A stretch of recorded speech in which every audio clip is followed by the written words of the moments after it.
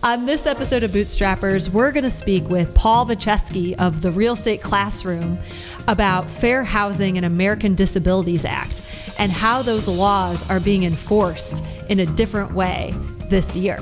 That's next. Welcome to Bootstrappers, a unique program designed to help make your business better. From property management to remote workers, Bootstrappers is here to help your business succeed. Bootstrappers is a production of Anaquim LLC, so let's lace up those business boots and join Bootstrappers with Jeremy and Gwen Aspen. Welcome to this episode of Bootstrappers. I'm your host, Gwen Aspen, here with my lovely spouse, Still lovely. Jeremy Aspen. And at Bootstrappers, we like to talk about topics that are important to real estate and property management entrepreneurs. I'm super excited about the show because we have the amazing Paul Vojchehoske here. It's the other one. Paul Vojchehoske here. The other Paul Vojchehoske, yeah. Paul is, he's really a great property management educator here in the Omaha area. He is the executive vice president at Nebraska Realty and director of Randall School of Real Estate and has an extremely successful YouTube channel called The Real Estate Classroom with almost 7,000 subscribers. Damn. So I didn't know there were that many landlords in Nebraska. So we're going to talk to Paul about new things going on with the Fair Housing and American Disabilities Act. Bootstrappers is powered by Anaquim. We help transform and scale your business, improve profitability, and whether it's virtual assistance, 24-hour hotline, maintenance issues, leasing, or just full-blown back office support, we've got you covered.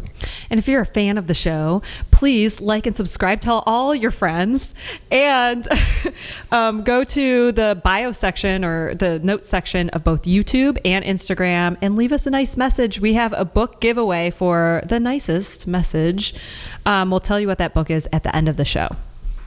So, thanks for coming in, Paul. My pleasure. A little backstory there. Paul and I used to do radio together years ago for like 7 years. That was a long... So this kind of feels homey again. Yeah, you guys sound old because you were on radio. No one really does radio anymore, but we'll forget that. Except our producer.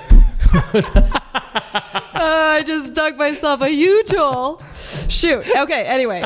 Those were good times. That was fun. I love that. You should have an episode Matt, just about that. Matt, you hold fuck. Okay. Anyway, so I want to talk to you about Fair Housing American Disabilities Act because you called us on Saturday and you were like, oh my gosh, you guys, you have to do more training on this area. There are lots of changes.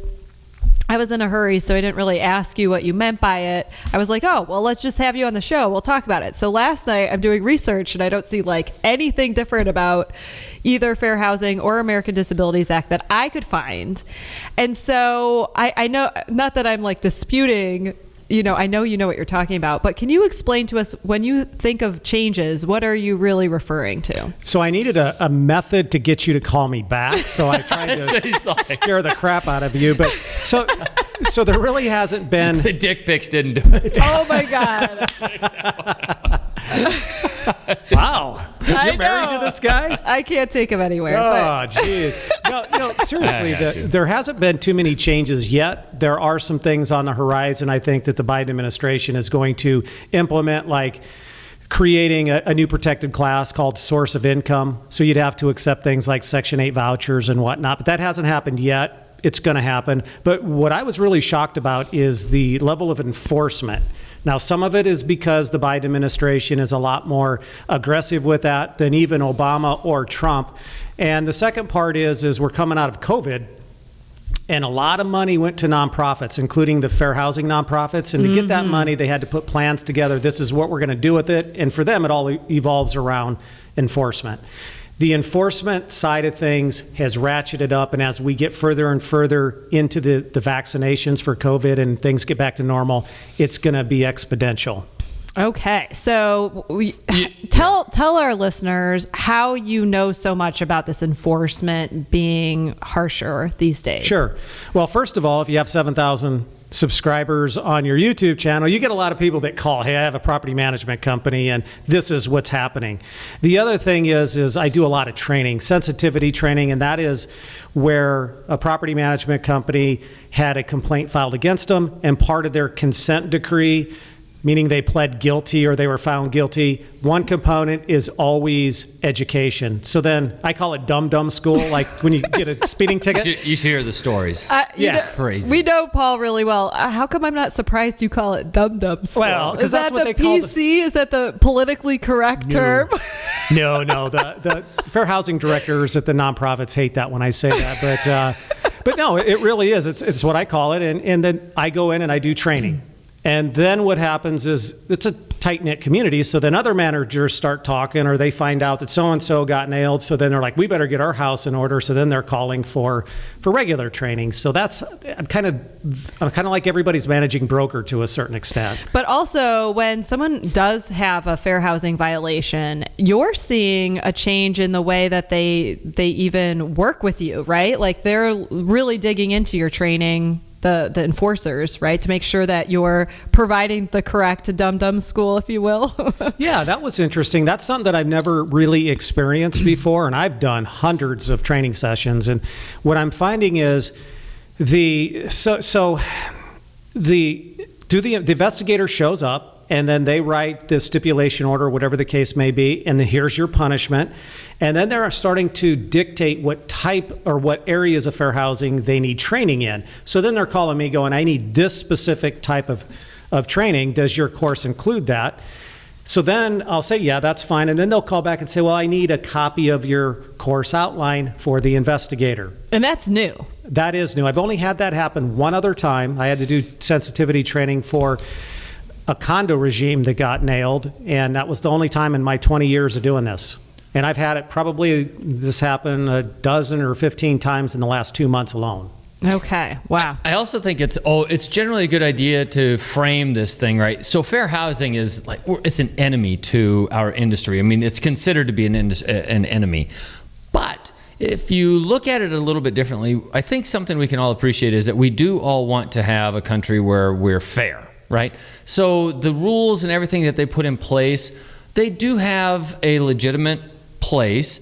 I think, though, that the problem that the fair housing organizations usually have is what you brought up earlier, and that it's enforcement. And that becomes their main objective. Right. It's more punitive than it is assisting to a property management company. So we always start off being somewhat afraid of fair housing, when really I think we should embrace it and try to help make sure that everybody's as fair as they can be. And if you do that, if you look at it that way, you can actually turn it on its head and kind of stand out above the crowd, which I think is what Wistar Group here in Omaha has done.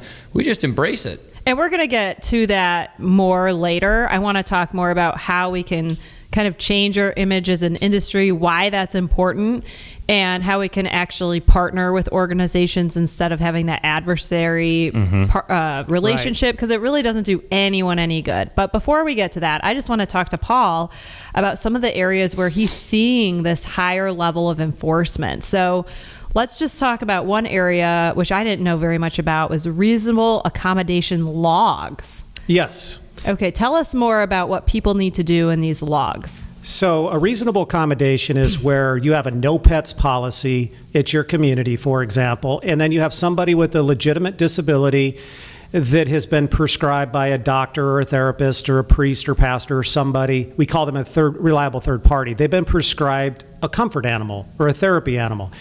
So a reasonable accommodation is a request by the tenant that you make an exception to your no pets policy.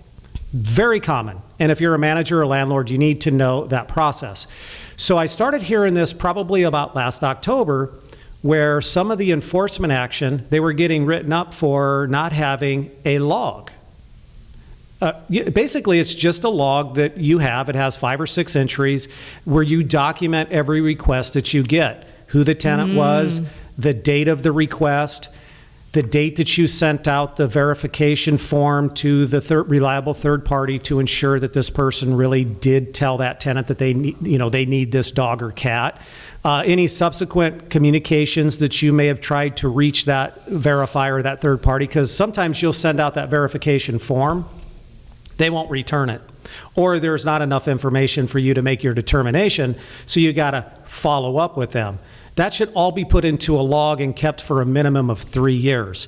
And that in and of itself is not a violation where they assess a penalty, it kind of goes to what you were saying is there's kind of an attitude that you're not embracing the principles of fair housing. Everybody should have this log. And remember, it's sort of like an IRS auditor.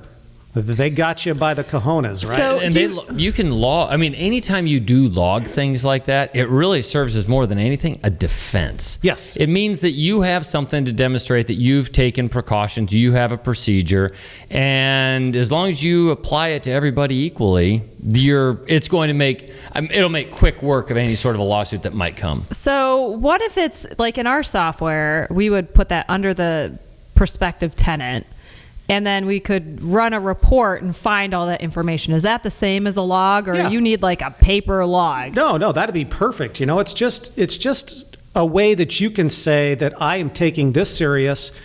And the other thing that it says to the investigator is when somebody makes a reasonable accommodation request, no matter how ridiculous it may ultimately be, I took it serious and I went through the process. You checked to see if it was reasonable, and Absolutely. It failed in that case. Okay, so in the log, though, you do need to demonstrate that you're checking all the boxes of your process or your procedure, right? You wouldn't want to forget one. And like if you had a fair housing violation and they're looking at one case and then they see in your log that you forgot to, I don't know, call the person to see if it was true or not or whatever. Right.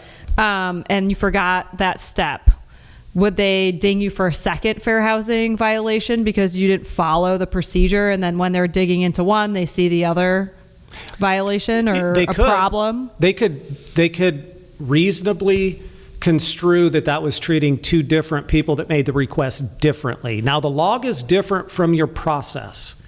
You should have a log, and then you should also have a written, I like to call it a checklist. The fair housing people like to call it a process or a standard operating procedure. I call it a checklist. It is a check, 10, 12 items that this is what you're going to do to see if this request is reasonable or not. If you're going to deny it, why? If you're going to grant it, you've gone through the process. Okay, so we need to have that. So that's something that you're seeing people get looked up, or people are looking for now. And when there's an investigation, they're asking.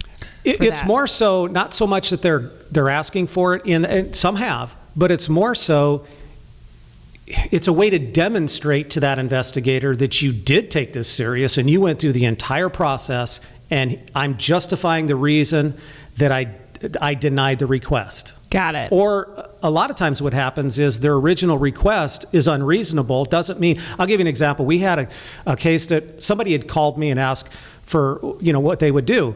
And it was a case where the reasonable request, the person wanted a cow. A cow, like a big moo-moo. Okay? Man. So the request was denied, but then we started that discussion, that alternative intercession, which was, how about a dog or a cat or something that we can have in this apartment? So you tried to negotiate the type of animal. Yeah. Okay, Again, we're so not denying that they're not going to get an animal. It's the type of animal. And so that's helpful. That's like working with somebody. And it is important to understand that a contemporary log of anything, whether it's handwritten or whether it's time-stamped in software, is amazingly useful because it's what you were thinking at that point in time. Whereas if you were to generate a log later, days, weeks, months later, it's not going to have the same weight. So if you're taking a log, make sure it's just part of your regular operation. Otherwise, it's not going to quite it's not going to protect you as much as it otherwise could. Is this a good time to talk about your emotional support calculator? I did that. There's that website that you get where we always got these certificates where tenants were saying, hey, I wanted to have this dog, generally speaking, or a cat, and it's an emotional support animal. And for a while, we felt like we had to keep saying yes, and I think that was good advice. Then there was a certain ruling, and I started to just say no. When it was ridiculous. Right. And if it came from this particular company, it was a certificate, but it was bullshit. So I called him out on it, and then of course I started getting complaints. They were saying, "Oh, I'm going to sue you for this," and I was like, "Okay, well, we're gonna buckle up because we're going to get sued." And we did. We got sued. And though we also got fair housing involved, but we did everything right. We treated it exactly right. We just had to make sure, because one of the stipulations is that it's reasonable. And it's not reasonable to just allow an animal into a house because somebody printed something off of the internet and paid $19.99 to get it. And the strongest argument for that is that it's unfair to the people that actually deserve it. So, Or need it, to clarify your opinion is that you took a picture of a calculator and went to the website, paid $19.99 or whatever, and then got a certificate for the calculator. It was I have a certified pet calculator. You know what? Andrew did that too at our company. It was funny. It was great. You bring up the essential discussion that I have with owners. You made the business decision to fight it at a certain point. Are you willing to do that as a property manager or an owner? Do you have the means to defend it? Because a lot of times, the best defense against a fair housing complaint is not to get one. Yeah, right. And sometimes you allow those things to do that, or to go that route, simply for what in the best interest of the company and the finances at that time. And that's a legitimate concern. And for the industry at large. I mean, you just wanted to this was getting so ridiculous with this particular website. You just wanted to set a precedence for you and the community. It's like, okay. And we were doing radio at the time, so I was just like, hey, let's spread the word, because you can definitely fight back on these things. Yeah, so that was just, that wasn't exactly what we were going to talk about, but I just think that's a super funny story. So let's talk about the showing process, because you're seeing some big violation issues with the showing process, correct? Yeah, and when I contacted you, like we just talked about the points, the process for determining whether or not you're going to grant a reasonable request, that is pretty new. And in the course that I teach, I had to update that particular part of it. The showing side is another part. You really need to have, and again, this is a risk management approach. You need to have a standard script, so all your showing agents or all your leasing agents, they ask and say pretty much the same thing, and it should be in writing. It should be practiced and trained on. You should have a showing log, and it's okay to use guest information sheets to capture some of the data. But yeah, you need to have a standard operating procedure of how each showing goes. Like, for example, it should stipulate which apartment that's vacant do you show first. How do you determine explain that? Why. Because it's all about treating people differently if there's a fair housing investigation. So you have Tim, the leasing agent. Somebody comes in and says, I want to see a vacant apartment. He says, great. And he shows this person the ground level apartment. Somebody else comes in, and Tina, the leasing agent, shows them a third floor. You have treated these people differently. And that is that can put you in fair housing jeopardy. And it does. It does. And this way here, you can have a script or a policy that says, our policy is we show, for example, the longest vacant unit first, then the second longest vacancy second. You could do that. Or you can say, listen, we will give a list to the prospective tenant of all of our vacancies, and it'll have the basic amenities, how many bedrooms, bathrooms, and then they decide which one they want to. And we do that online, so you can also, what we do is we decide that if they called in, because we can track that, on a particular property or a particular unit, that's the one we'll start with. And then if you want to spread around the building and go see some other stuff, you can do that.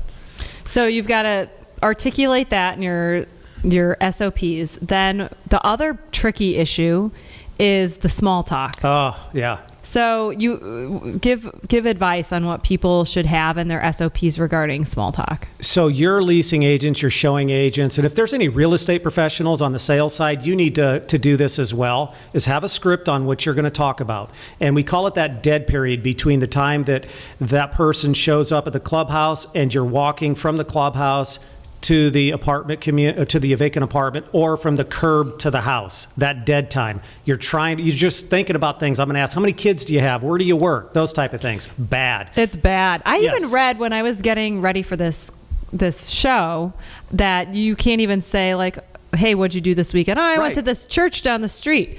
Even that is a fair housing violation, because it can make the person who you're showing the apartment to feel uncomfortable, like you're going to want them to go to the same church or be the same religion. So even what did you do this weekend has to be met and written down, that your policy is, oh, not much. Well, and I know that sometimes on the phone, and I've trained some of our agents to be careful, that if somebody brings up, oh, I'm going over here dropping my kids off over at soccer practice this week. Okay, I always make it a point to just say, well, just so you know, I'm not taking into consideration that you have kids for your apartment or maintenance issues or anything like that. Just to even though they brought it up, there's still a chance, theoretically, that I might be able to incorporate that into a decision making. Yes. So it's useful, I think, for me to just make a barrier that says, just so you know, I'm not taking into consideration, what I just said.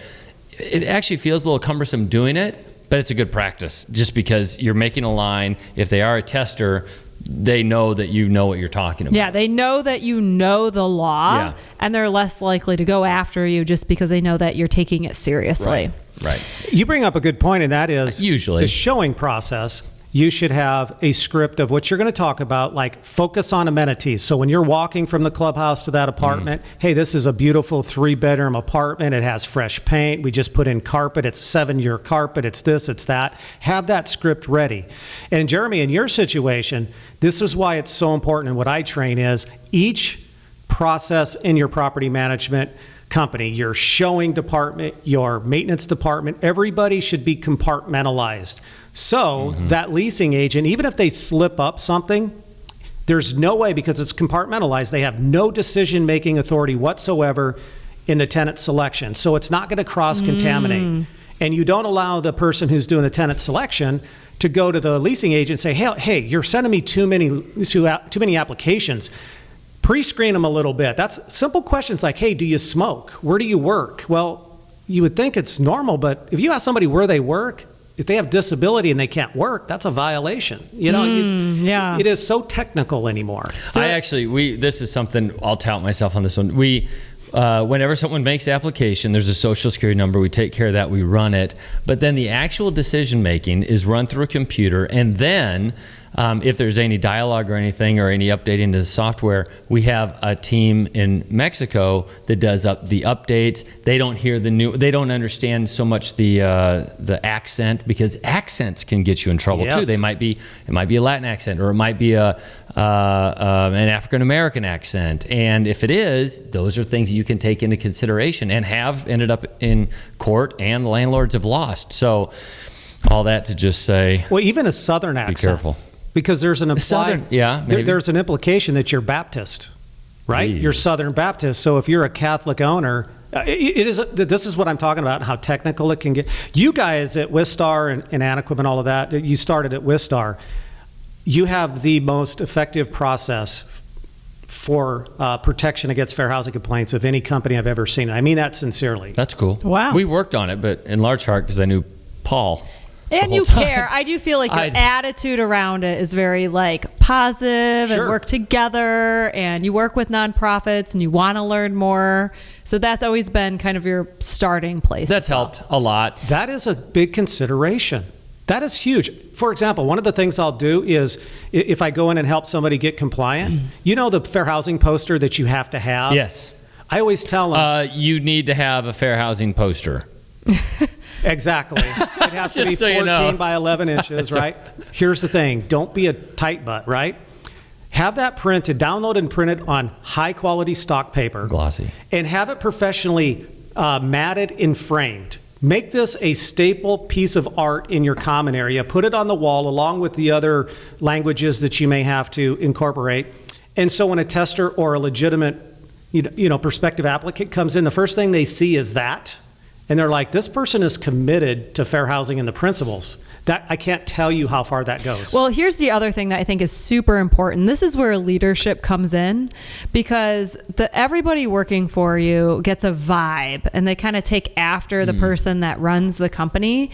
And if you're disparaging fair housing, if you're acting like it doesn't matter, if you're a jerk about it, if you're always saying bad things about people or the nonprofits in the community, that's going to trickle down. They need to know that you care, you see the reason for fair housing, or the people working for you are going to do the wrong thing. If you own a property management company or a real estate company, you like fair housing. Just own it. Yeah. Cost of doing business. So one of the other things, if someone does get a fair housing violation, is they're going to look at the maintenance records. Right. Can you talk about how maintenance gets people in trouble? How's maintenance racist? Good question. And what they have found is, and this is legitimate through the investigations, that landlords like to use maintenance or delayed maintenance to force or encourage a tenant that they do not like or want in their community to leave. And a lot of times they are minority groups, someone of a protected class. Remember, we're all a member of a protected class. So whatever their dislike is towards that tenant, they use maintenance as the weapon. And so if there is an investigation that's non-maintenance related, it could be a showing process relation. The investigator is still going to dive into the maintenance records to make sure that there's no discrimination going on. And most landlords, most property managers, their maintenance process is horrid.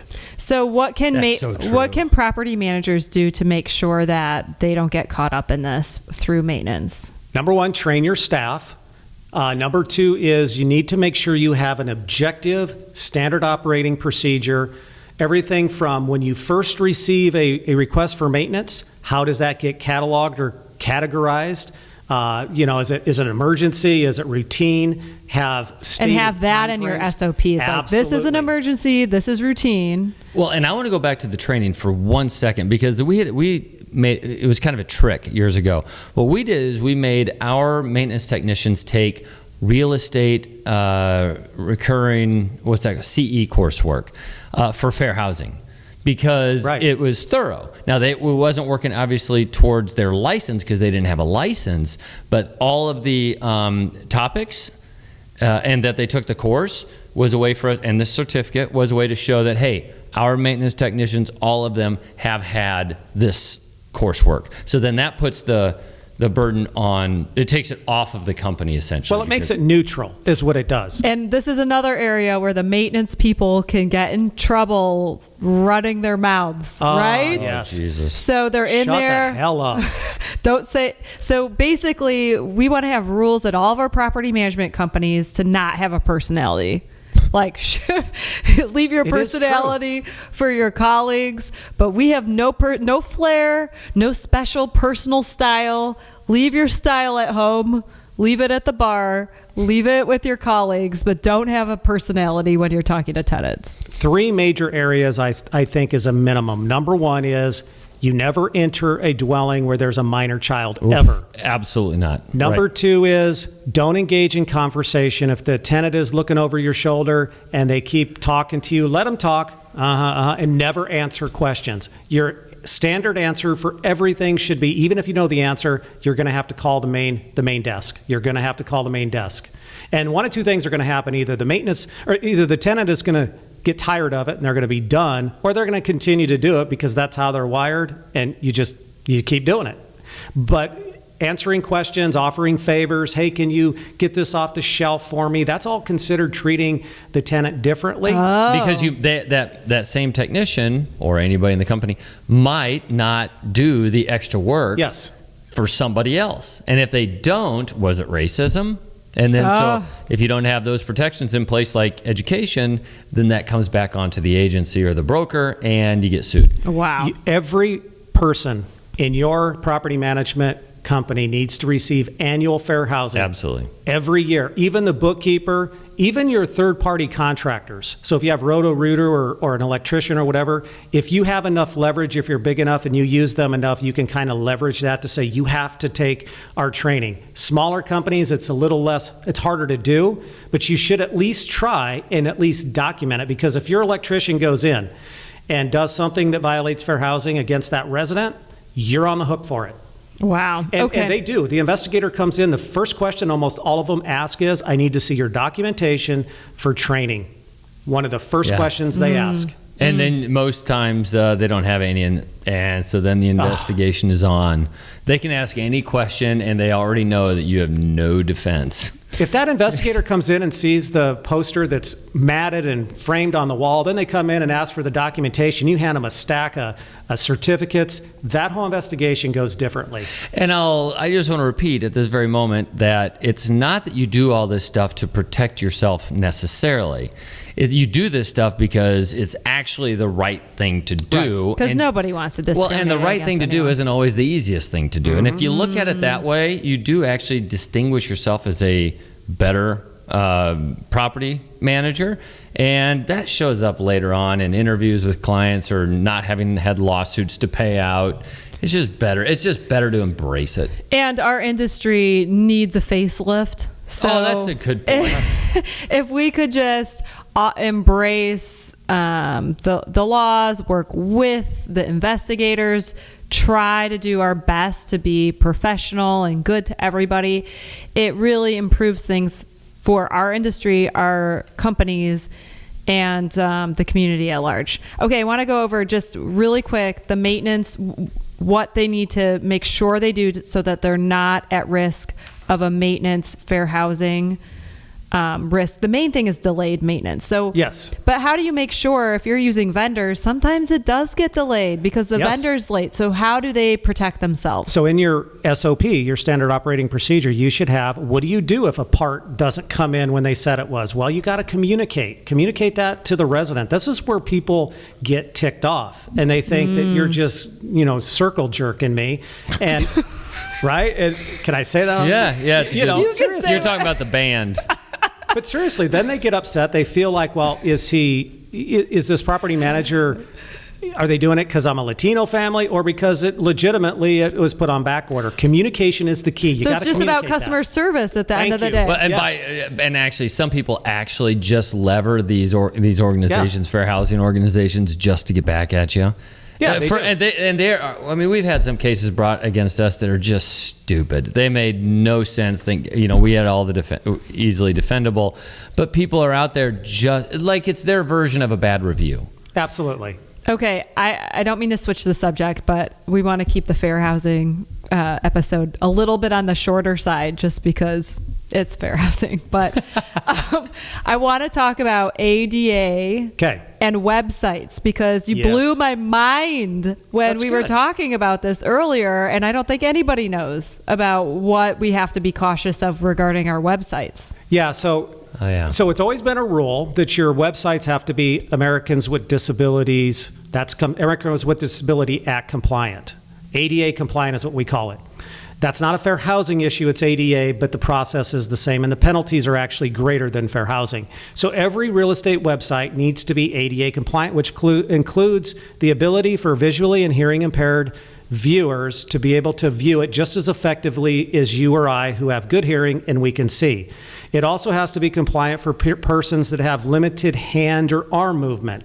And the third one is those with learning disabilities have to be able to use it just as effectively as you or I.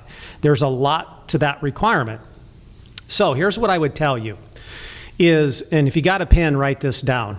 If you have a website, you need to write this down. It's called Web Content Accessibility Guidelines. And there's an acronym, it's WCAG. That is the guideline that you need to ask your web developer. It's the 2.1 version, right? There's different versions. They update it. It is in the show notes if anybody wants details. I wrote it down. And it's level AA. Level AA. So Web Content Accessibility Guidelines 2.1, level AA. Make sure that you call your web developer and say, is my website in compliance? Now, one of two things are going to happen. The web developer is going to say, what? It's going to be like Beavis and Butthead. Basically, your website is not compliant. Probably not. Right. So it is on the web developer to look this up, and if they go to do a simple Google search, you'll have the guidelines, and they are extensive. It requires a lot of programming or plugins to do this. It's going to be expensive. But you told me, so when we were talking about this, you told me about some news stories about what can happen to your small business if you don't comply. Oh my gosh. Also, links to that are in the show notes. Watch them. But you scared me Well, there's people that are making a living, and a damn good living, just doing the complaints, filing the complaints against Domino's and Walmarts and everybody. It was crazy. And then I looked at what is needed. So I did a deep dive, and I went on the website to look at the requirements. And then I was like, oh my God, how am I going to do this? And then there were some example websites. Oh my God, the examples are crazy. Like, you have to have everything. Make sure that your website doesn't cause seizures. Make sure that it's flashing for lights. ADHD people. Like, it's pretty extensive requirements. It is. The requirement's been around for many years. The Obama administration really didn't enforce it, neither did the Trump administration. The Biden administration, it's early on, it's showing that they're going to be very active in enforcing it. And then there are people making a living doing this. So is there any way that you could do like a cheapo version where you say, if you have disabilities, call this number and we'll walk you through the website? Boy, that's dangerous. Why? I don't know how. I don't know. That's never been vetted to my knowledge. I'd hate to be the case of first impression. And you know, the interesting thing is, Gwen, is a lot of property managers, when they find out how much it's going to cost to do the updates, they're opting to do away with their websites and just use like the YouTube and the social media platforms as an alternative. Which Wow. nowadays websites aren't as useful, but still the landing page for where you're going to store your images and videos and all that stuff, that's got to be in a controlled environment. But I can see where especially less sophisticated outfits might do that. Well, if you have a successfully. blog with tons of content on Right. it, now you're in for it. Anyway, it was just interesting. I had not heard of that. I was super excited that I you never informed me trained on it because no one was enforcing it. Now all of a sudden, bam. Yeah, and it is hitting small companies. Okay, so I just want to thank you so much for talking to us today about fair housing. Can you give us a little plug about your educational content, how people find you?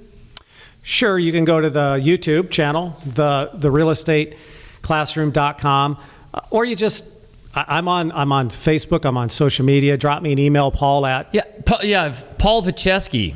Just Yeah. spell Super it out. easy. It's spell it like it sounds. Well, I still have an AOL account. Jesus. Okay. He does. PVOJ at AOL.com. It doesn't get any simpler than that. And the Does course it still go? it does. I love that. That's so Jesus. erotic when you do that. You click on it, it goes, you have mail. Reminds you. Yeah. Does Email it say porn, that? right? Oh, it does, yeah. Oh my gosh. Bringing So me back. I just recently did some updates, not because there was big changes in fair housing, because of the enforcement aspect, which required a change. And I offer training if you need sensitivity training, if you need annual fair housing training. It's typically between 2.5 and 3 hours long. That's the introduction course. I do have some deep dive ones for like maintenance staff specifically, leasing agents specifically, those types of issues. Is that it only arise. Nebraska or is it No, all? I do it across the I didn't country. know that. Okay. Oh, I guess you did travel quite a bit. Okay, good. Well, awesome. Well, thank you so much. And I just want to get back to our book So, giveaway. yeah, to participate in the book giveaway, just go to our YouTube channel and click the link in the description of the episode, or visit our Instagram at Bootstrappers Show. And click the link in the bio. The book is actually one of my books. I'm kind of a geek about this stuff, but it's called it's called Scale. It's the first I've ever heard of this. And it's actually, you gotta get, it's really interesting, but it's called Scale: The Universal Laws of Life and Death in Organisms, Cities, and Companies. It's by Jeffrey West. And that book, it's fun because he is a physicist turned biologist, and he applies the math to those two things. He layers it over municipalities, and there's these it's 3/4 scaling. It's fascinating stuff. I'm sure I turned you on to it. That book I feel like I need to get some suspenders on, some nerd glasses with some tape in the middle. and read it. It is a fantastic Your producer, book. Matt's going, whoa, what? He just woke him up. Anyway, I love that book. It's my favorite book, and that's why we put it on for this one. Unless you have a favorite book. What's your favorite book? Oh, boy. That means I got to read. Yeah. Well, thanks this again, one. Paul. Read We really Scale. appreciate you being on the show. And that's a Thanks for wrap for having this episode of Bootstrappers. This has been Bootstrappers, a unique presentation designed to help you better understand how the world turns. Contact Gwen or Jeremy at hosts@bootstrappers.club or visit our website anaquim.net. Be sure to subscribe to our podcasts on Apple, Google Play, Spotify, and our YouTube channel. Thank you, and join us next time for Bootstrappers.